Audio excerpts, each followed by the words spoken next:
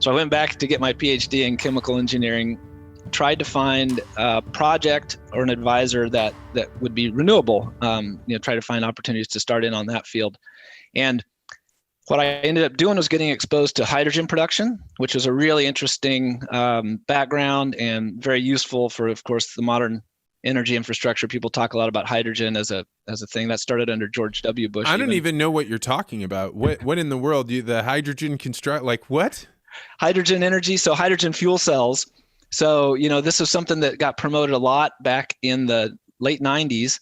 And the idea still is that hydrogen, when it burns or combusts or reacts to form energy, it makes water. Because anytime you burn a fuel, think of it as you're reacting that fuel with oxygen, and you're making either carbon dioxide if the fuel is carbon-based, or you're making water if the fuel is hydrogen-based. And hydrocarbon fuels, liquid fuels, have both carbon and hydrogen. So when we burn liquid fuels, we make CO2 and water.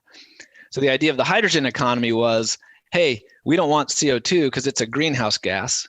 CO2 contributes to global warming or climate change. So let's just do the hydrogen part, and we'll make water as our only product. So the only thing coming out your tailpipe, if it's a vehicle, would be water. And so hydrogen got a big boost in interest in the late 90s. So mid to late 90s. In particular, as I say, George W. Bush really was pushing the hydrogen economy, meaning let's replace all these, fossil fuels with hydrogen. So my PhD project was on making hydrogen. There also was a guy at University of Kansas where I was, who's a really prominent electrochemistry researcher, which means batteries basically. So along the way, I was able to take a course from him and learn things about batteries, which apply now for electric vehicles or electric energy storage. It's all about the batteries, which also are chemical reactions, by the way. We may get to that later. So just keep that in mind. Whenever anyone talks about a battery and an electric vehicle, there's still chemical reactions occurring inside that battery, and that's what gives them some of their limitations. So I learned a little bit about batteries. I learned quite a bit about making hydrogen.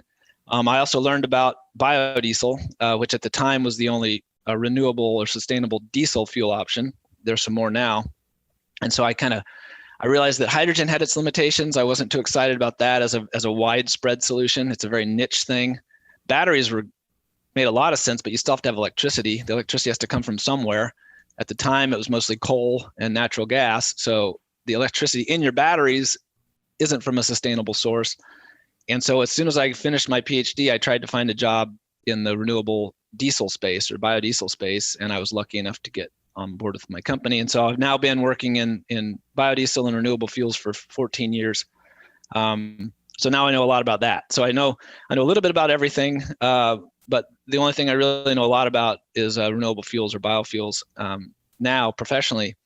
But the nice thing about that background in academics is that it teaches you how to analyze things, teaches you how to think about the big picture. I did some life cycle analysis, which is what people use now to estimate the impact on the environment of things. They talk about the life cycle impact of using a certain option for energy, and what does that do to the environment over the course of the lifetime of that product or that fuel.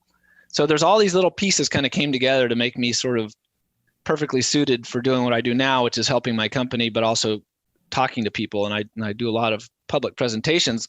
This is my first podcast, so I'm really excited to break into the brave new world of internet interaction.